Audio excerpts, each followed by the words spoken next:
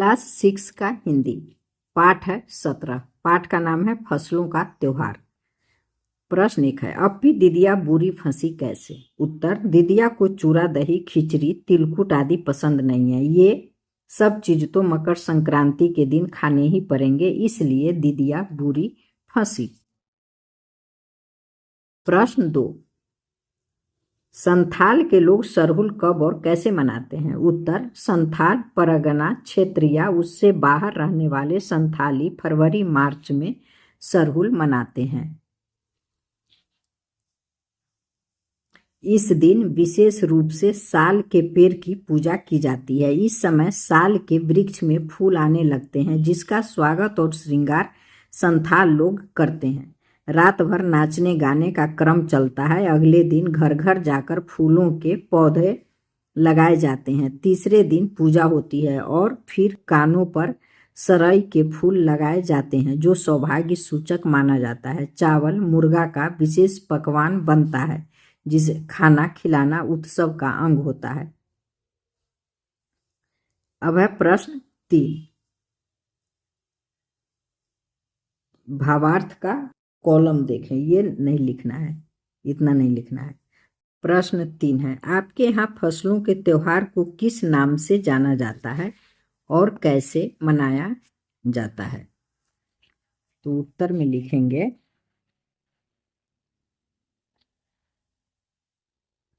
हमारे यहाँ फसल के त्योहार को मकर संक्रांति के नाम से जाना जाता है। इस त्योहार में सुबह उठकर स्नान कर तिल का आग तापते हैं। फिर चावल दाल सब्जी तिल का दान करते हैं।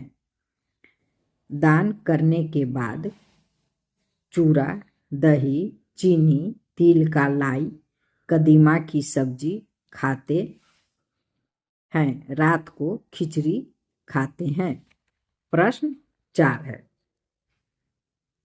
प्रश्न 4 है, मकर संक्रांति के दिन तिल को किस रूप में प्रयोग करते हैं? तो लिखेंगे, मकर संक्रांति के दिन तिल का लाई तिलकुट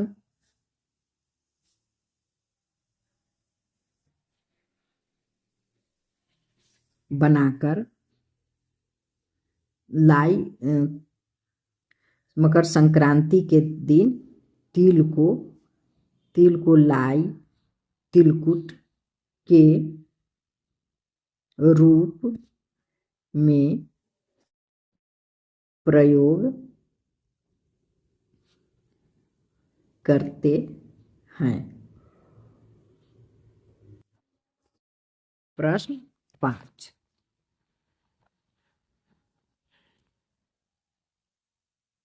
स्तंभ क में त्योहारों के नाम दिए गए हैं, जिसे स्तंभ ख में दिए गए राज्यों के नाम से मिलान कीजिए।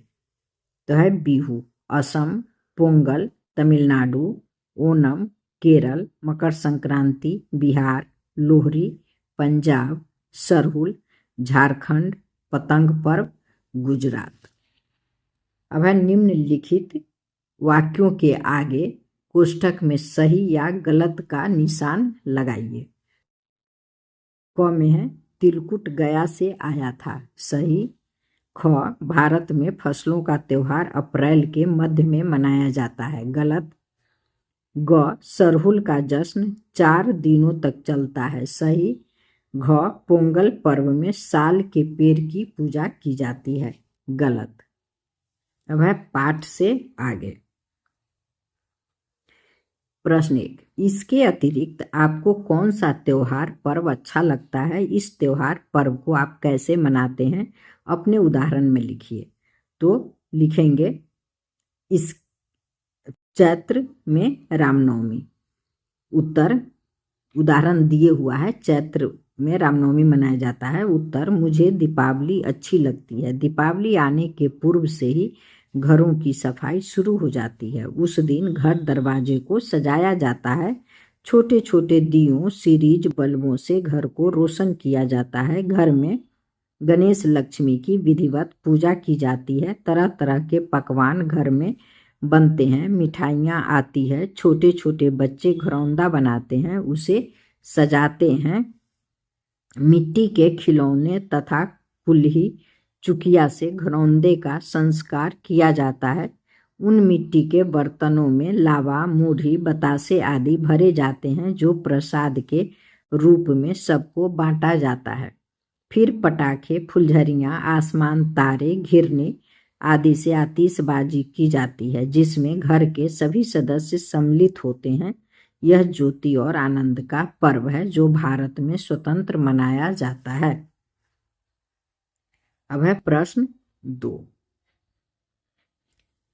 हिंदी महीनों के नाम लिखिए तथा उस महीने में मनाए जाने वाले पर्वों का उल्लेख कीजिए। तो यह है हिंदी महीना का नाम और यह है पर्व का नाम। तो देखिए, चैत्र या चैत बोलते हैं, तो चैत्र में रामनवमी और शीतलाष्टमी मनाया जाता है। बैसाख में बुद्ध पूर्णिमा, जेठ या ज्येष्ठ बोलते हैं, इसमें गंगा दशहरा, आषाढ़ में गुरु पूर्णिमा, श्रावण में रक्षाबंधन, भादो में तीज, कृष्ण जन्माष्टमी, स्वतंत्रता दिवस, आश्विन में विश्वकर्मा पूजा, विजयादशमी, कार्तिक में दीपावली, छठ पूजा, कार्तिक पूर्णिमा, अगहन में अगहनी छठ, पौष में क्रिसमस या बड़ा दिन, माघ में मकर संक्रांति, बसंत पंचमी, फाल्गुन में महाशिवरात्रि, रंगोत्सव, होली।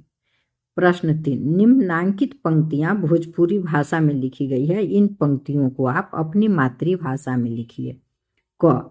आज ई लोग के उठे के नईखे का, बोल जल्दी तैयार हो खस। उत्तर में लिखेंगे, आज लगता है कि इन लोगों ने सुना नहीं है। इन लोगों को कहो कि जल्दी उठकर तैयार हो जाएं। ख। जा भाग के देख केरा के पत्ता आयल कि ना। उत्तर में लिखेंगे, दौड़ कर जाकर देखो कि केले का पत्ता अभी तक आया या नहीं। अब है व्याकरण से प्रश्न।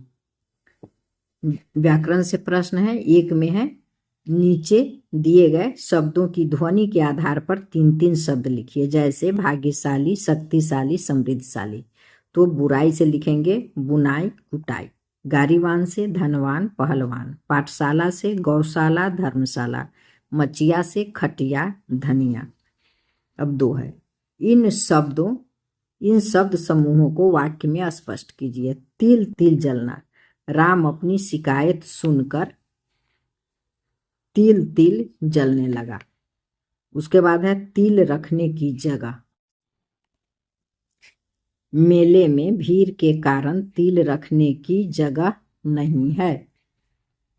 अब है तिल का तार करना, राम छोटी सी बात का तिल का तार बना दिया। तिल मिलाना, उसकी बात सुनकर मैं तिल मिला गई। तिल दान करना, मकर संक्रांति के दिन तिल दान करना चाहिए। धन्यवाद, फिर मिलेंगे अगले चैप्टर के साथ।